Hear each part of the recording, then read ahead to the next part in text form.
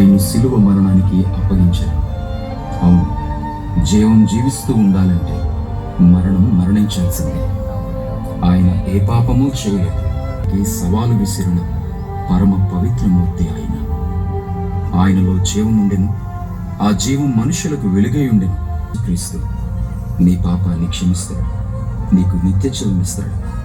ఒక్కసారి ఆయన వేడుకో, నిత్య జీవం నీ సొంతమవుతుంది.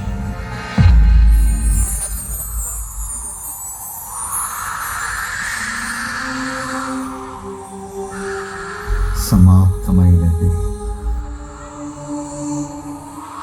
తండ్రి, ఈ చేతికి నా ఆత్మను అప్పగించుచున్నాను.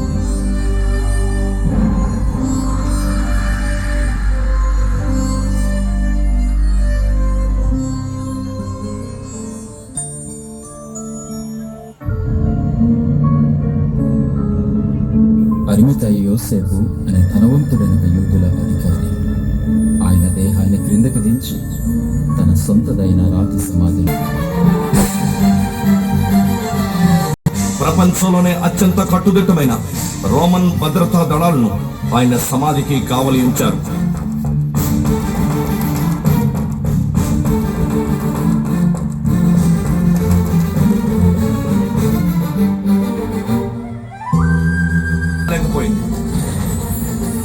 మరణం ఆయనను జయించలేకపోయింది.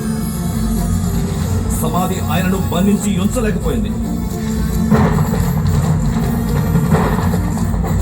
అవును, యేసు లేచాడు, నిజముగా లేచాడు, పునరుత్థానుడైనాడు. జీవితాలకు మరణం అంతం కాదని రుజువు చేశాడు.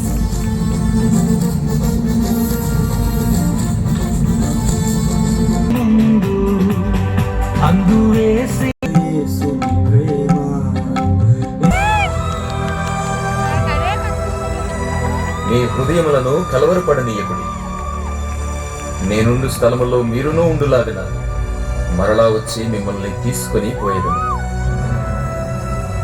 ఇదిగో, సదాకాలము యుగ సమాప్తి వరకు మీతో కూడా ఉన్నాను.